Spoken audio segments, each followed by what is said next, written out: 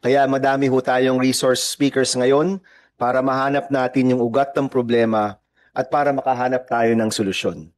I think we're all in agreement today that there is an education crisis. At kung hindi tayo magtutulungan para masolusyonan ang bawat issue na nagpapalala sa krisis na ito, lalong maaapektuhan ang mga kabataan at kababayan natin. Ito ang alam namin base sa ating konsultasyon at mula po sa report ng EDCOM 2. Unang-una, 165,000 classrooms ang kulang ayon sa DepEd. Pero hinala din po namin na mas marami pa dito ang kakulungan. Halimbawa, mayroong mga classroom na tinayo noong 1960s na hindi pa nire-renovate. Marami din ang classrooms na ginagamit bilang evacuation center ng mga nabaha na lindol at ngayon ay sira-sira na. Marami din ang classrooms na siksikan ng mga estudyante. Ayon sa EDCOM report, 5.1 million ang aisle learner o nakaupo sa aisle ng classroom kasi wala silang silya. Hindi rin natin nabibilang sa kulang ang mga classrooms kung saan may double shift o triple shift ng mga estudyante. 165,000 ang kulang o hindi pa nagawa, pero ilang libo pa kaya ang sira, siksikan o kailangan ng mga estudyante para sa pag-shifting. Pangalawa, maraming bottleneck sa project cycle para sa paggawa ng classroom. Maraming cause of delay at mga lipas na regulasyon at tuntunin na hadlang sa paggawa ng classroom. Ayon sa EDCOM report, hindi na rin applicable ang mga standard specifications para sa classroom sa iba't ibang lugar. Isang dahilan din doon ay ang buildable space, especially sa mga syudad, at saka na din ang iba't ibang kalupaan ng iba't ibang lalawigan.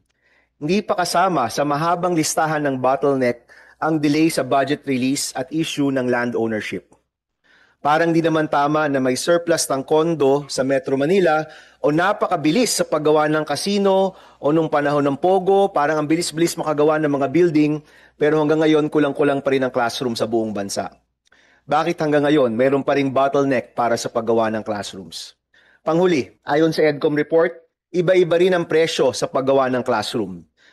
Yung presyo ng DepEd ay 2.5 million pesos, although aalamin natin yan sa araw na ito. Yung presyo ng DPWH umaabot ng 3.5 million pesos pataas. Bakit magkaiba ang presyo? At saan napupunta ang pera kung 847 classrooms lang ang natayo noong 2024? Yung pagwawaldas ng pera sa edukasyon dapat walang puwang sa lipunan natin. Dahil hindi lang eskwelahan ang yanakawan, kung hindi pangarap ng mga kabataan at mga pamilya na naghahangad lang na may anak silang makapagtapos. Kapag hindi ho natin mahanapan ng solusyon ng backlog ng classroom, we're looking at not just years, but decades. Siguro mahigit pa sa 5 presidente ang lilipas bago natin mahabol ang kakulungan na ito kung hindi ho natin itong mamadaliin at talagang bibigyan ng tamang pansin. Sa SONA, nag-go signal na ang presidente sa pag-prioritize ng paggawa ng 40,000 classrooms. Kung tanggalin pa natin ang mga balakid, inefficiency, corruption at tutukan talaga natin ang programang ito, naniniwala po ang komite na kaya pa nating higitan ang 40,000 classrooms. Kaya ngayong umaga mga kasama, let's get to work. I would like to acknowledge Senator Marcos for joining us today. Magandang umaga. We'd also like to acknowledge Senator Win, our Vice Chairperson and formerly Chairperson of the Committee on Basic Education. Good morning. Do any of my colleagues have opening statements? Yes. Maybe we can ask the Vice Chairman first. Do you have an opening statement, Senator Gatchalian? So we'll go Senator Gatchalian, Senator Tulfo, and then Senator Marcos. Senator Win. Thank you, Mr. Chairman, and maraming salamat po at nagkaroon ho tayo ng hearing tungkol po sa classrooms and textbooks. Talaga hong napakahirap po lampasan ang education crisis kung wala po yung mga basic inputs sa ating education sector. At pag sinabi natin na basic inputs, ito po yung mga classrooms, textbooks, teachers, at iba pa mga basic na pangangailangan para po maging matibay at epektibo po ang pag-aaral at pagtuturo po sa ating mga classrooms. To date, meron ho tayong kulang na halos 165,000 na mga classrooms para lang po ito mahabol, no, yung pagkukulang ho natin. At kung ito po ay sinuma ho natin in peso value, lalabas po almost 413 billion ang kailangan ho natin. Kaya nagpapasalamat po ako sa ating chairman dahil meron ho siyang batas para po palawakin at pabilisin yung pagpapatayo po ng ating mga silid-aralan sa bansa ho natin. Pagdating naman po sa textbooks, sang-ayon po ako sa ating chairman dahil sa mga nag-aral po sa private schools, basic po ang textbook. No? Bago tayo papasok sa mga nag-aaral sa private school, bibili ho tayo ng textbook 1:1. No? Pero sa ating public schools, swerte na ho sila kung 2:1. No? Minsan 3:1, hindi pa nauuwi yung textbook sa kanilang bahay. No? Tayo nauuwi natin yung pag nasa private school ho tayo.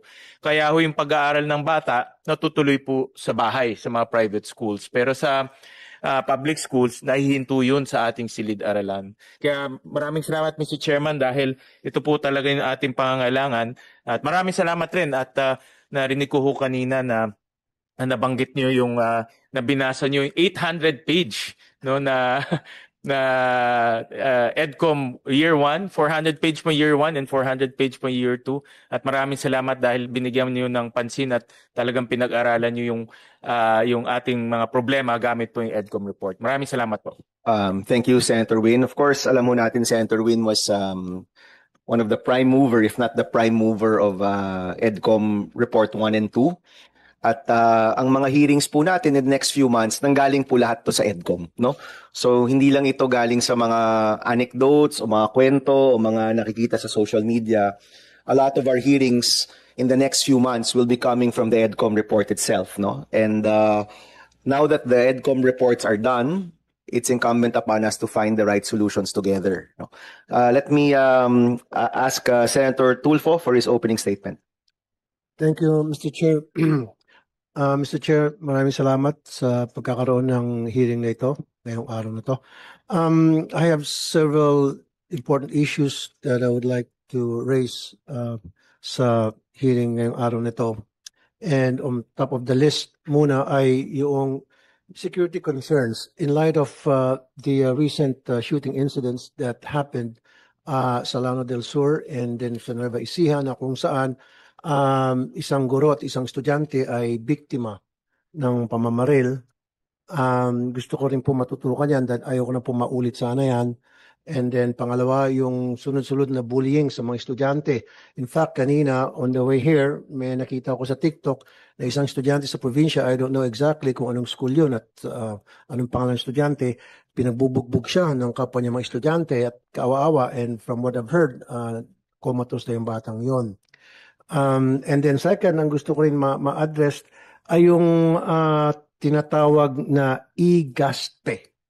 Pinag-uusapan na natin yung shortage sa classroom. Since 1989, meron na tayong na-enact na batas, RA 6728.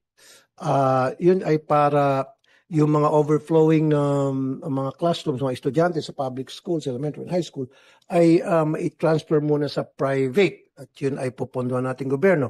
And since 1989 and then 1998, I believe it was amended at naging expanded. And then up to now, doon pa rin tayo sa aspetong binabudgetan natin every year.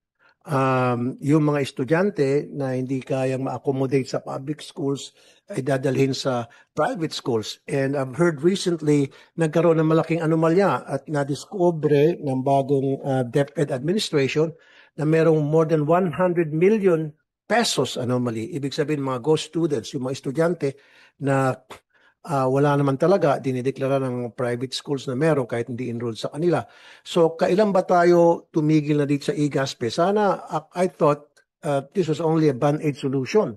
Dahil sa kakulangan nating classroom, eventually, mapupunan natin yung pagkukulang at hindi natin kailangan pang magdala ng mga estudyante sa private at doon na lang dapat sila sa public lahat. And also, another thing to point out, although tuloy-tuloy investigation ang ginagawa ng DepEd, paano na yung korupsyon noong since 1989? Itong 2022 and 2023, 100 million, I've heard, yun yung 1 year lang or 2 years lang, 100 million agad yung nakitang anomaly, mga ghost students. Paano pa yung since 1989? Paano pa natin habulin yan? I'm sure may mga anomalya din doon. And then talking about sa kakulangan ng classrooms, 165,000 ata ang kulang na classrooms. At ang gusto ng ating Mr. Chair na 1 million per classroom, which I agree with you, kung talagang gugustuhin, that would only equals to 165 billion. Now, yung 165 billion, wala pa sa kalingkingan ng flood control na anomalya yan. Tama. So, ba't di natin bumuhos dito sa pangangailangan ng mga estudyante natin sa mga classroom, alisin natin yung flood control na yan. And then, and the last but not the least, yung MOOE. Dito pala yung nagkakaproblema because every single day, even while I speak here now, meron sa Action Center ko, nagreklamo yung mga magulang, mga estudyante, na meron pa rin talagang collection, although DepEd has issued to Secretary Angara na stop collection na. And meron tayong batas talaga na it says there should be zero collection policy, pero may gray area doon eh. Sa batas na yun, sabi, hindi pwede mangolekta sa mga guro, sa mga estudyante, pero tinanggal doon, hindi sinama doon, hindi pwede mangolekta sa mga parents. Kasi ang nangyari po, tuwing magkakaroon ng PTA, gigil na gigil ako sa PTA na ito. Gigil na gigil ako. Every time na magkaroon ng Parents Teachers Association meeting, instead na pag-uusapan yung academic performance ng mga estudyante, ang pinag-uusapan palagi, project collection. Paano tayo magkakaroon ng pagpapatayo ng stage, pagpapatayo ng toilet, etc. Na bawal, hindi dapat kasi meron naman talaga budget ang DepEd dyan. So siguro we have to amend that law na it says no collection at sana isama doon na pati mga teacher ay hindi dapat, ay pati mga parents ay hindi dapat pwedeng kolektahan. At yung MOE dapat talagang well accounted at napupunta talaga sa mga budget para sa eskwelahan at hindi para kung saan-saan. Maraming salamat, Mr. Chair. Thank you to our Vice Chairperson, Senator Tulfo. So, I request the indulgence of my colleagues. No? We'll have our opening statements and then we'll have the presentations. Then we can open the floor for questions. No? Marami hong tanong si Senator Tulfo. Some of these we will be tackling in other hearings because we've also filed the expanded GASPE law. We've filed a few other issues here, but of course, during your time, you can ask any question. Yung isa rin hong nabanggit ni Senator Raffy tungkol sa presyo, yan din yung isang bagay na nais nating malaman sa araw na ito. Iba-iba po yung presyo ng paggawa ng classroom sa ating bansa. Iba yung presyo ng DepEd, iba yung presyo ng DPWH, iba yung presyo ng private sector, iba rin yung presyo ng mga LGU, ranging from 800,000 to 3.5 to 4 million pesos. Nais natin malaman ano ba talaga ang tamang presyo para sa ating mga kabataan at sa ating mga classrooms na kailangan sa ating bansa.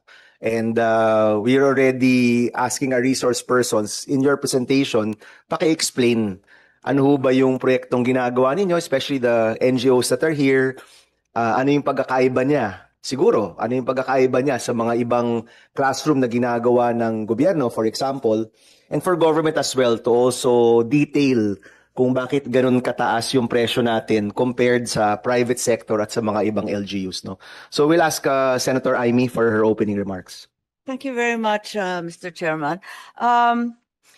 Bagong lahat, gusto ko sabihin na talagang todo ang suporta ko dito sa bill, sa inyong Senate Bill 121 sa Classroom Building Acceleration. Makiki-co-author ako at isasuggest ko na siguro kailangan nito ng subcommittee kasi kailangan tutukan talaga at saka multidimensional approach siya. Nabanggit nga ninyo na pag umiikot sa probinsya, natutuklasan pa rin hanggang ngayon yung dekada 60 na mga Marcos-type school building, the last great push for school buildings in the country. And being part of that program, even back in the day as a child, kasi ako yung taga-check, extra baon yun sa akin nun eh. Medyo may masishare ako na lessons mula ron. And already the Finance Chair Gatchalian has promised that the 2026 budget will be an education budget. May I just give very quickly 5 points we learned from the 1960s and the 70s with the last great school building push. Unang-una, there needs to be a standardized and modular construction. Very, very clearly standardized designs for typhoon belt areas, high